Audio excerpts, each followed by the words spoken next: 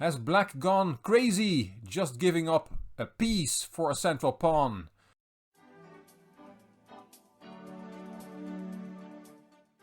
Hello chess fans, this is Rick from Chess to Impress with number 126 in the series Viewers Games. If you would like your game to be analyzed on Chess to Impress, then send it to me by email to classroomchess64@gmail.com. It is the turn of Abhishek. Hello Rick, I'm Abhishek from India. I follow your analyzed games on YouTube. I'm a big fan of Mikhail Tal, Bobby Fischer, Anand and Pragnananda. Yes, Pragnananda, the young prodigy, the youngest international master of all time.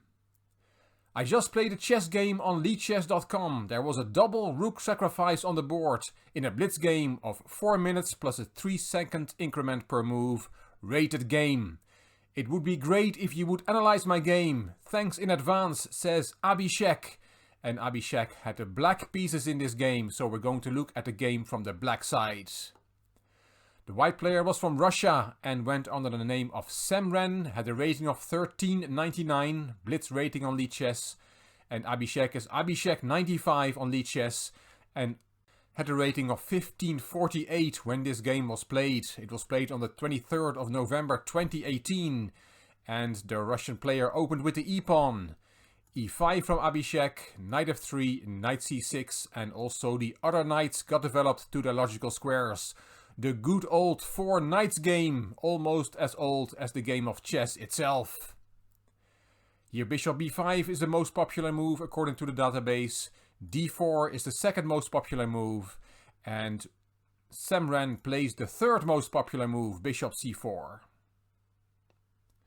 Bishop c5 is the main reply here, but Abhishek takes on e4. Has black gone crazy, just giving up a piece for a central pawn? Well, no, this is an age-old theoretical line. Yes, white can take the piece, is a piece up, but now there is d5 with a fork, and black is going to win his piece back. Here the main move is bishop takes d5 and then queen takes, black gets his piece back, knight c3 attacking the queen is then a move and the game goes on. Another option here is play the bishop back to d3, then d takes e4 winning the piece back, and bishop takes e4, that's another line. But in this position after d5, white makes a big mistake. He didn't know his theory and took on e5. I thought all those Russian players knew this. I thought they would have this in primary school, elementary school, but apparently not. Or maybe white had forgotten the line. Because this is just a big blunder, which gives away a piece. Because black can just take that piece and the fork is still there. Black has regained the piece and will win another one, because after bishop b5 check, it looks like white can get out of trouble that way, but no, there is c6 shielding the check, and there's still 2 white pieces hanging.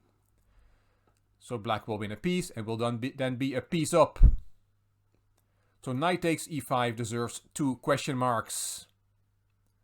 But Abhishek did not see it.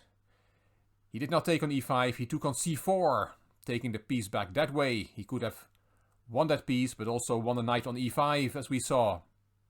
A mischance.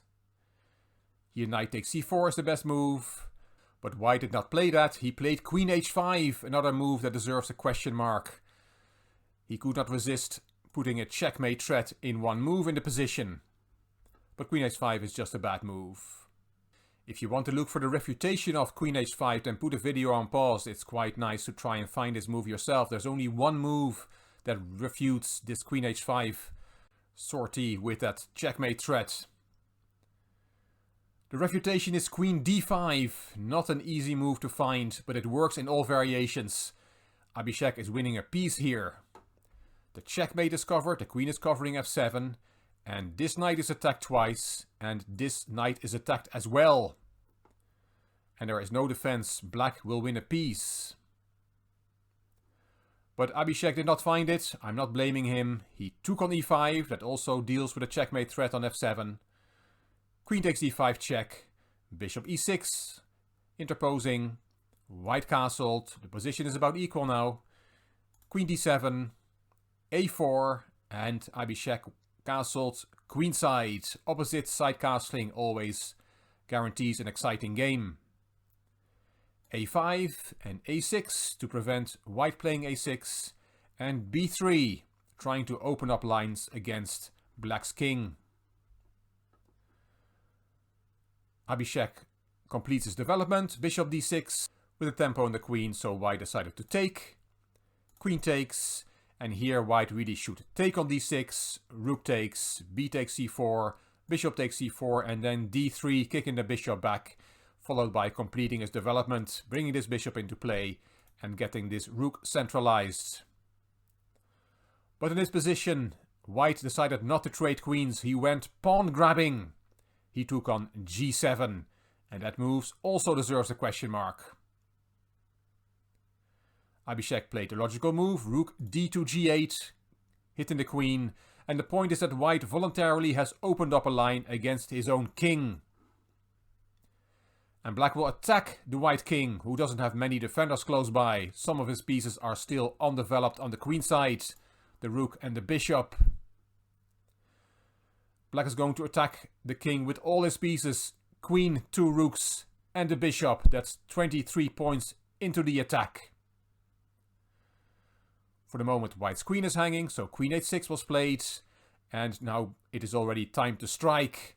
Here Abhishek could have taken on g2, rook takes g2 check, because if you take, then there is a very nice discovered attack on the queen. Bishop d5 check, check to the king, and attacking the unprotected queen on h6 at the same time.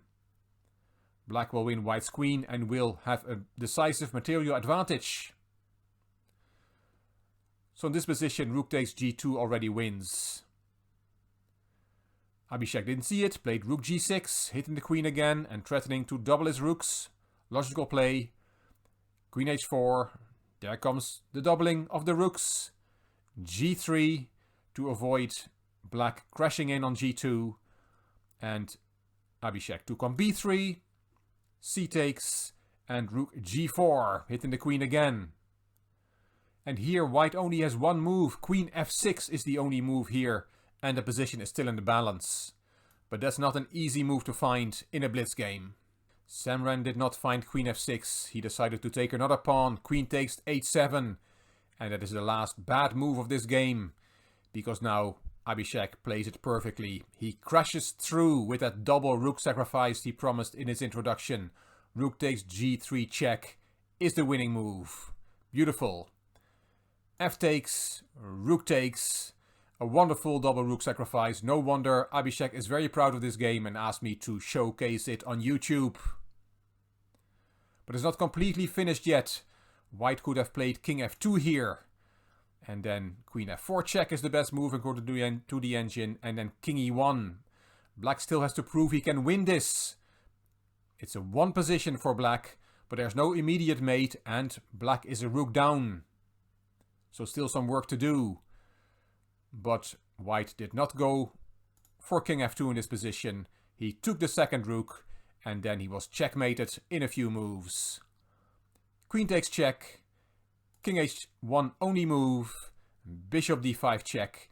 You have to interpose the queen or the rook. White chose to interpose the rook and this is checkmate on the board.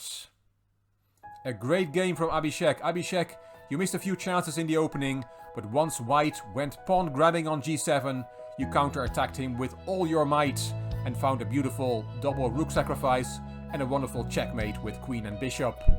Well played Abhishek and thank you for sharing this game. Wonderful stuff.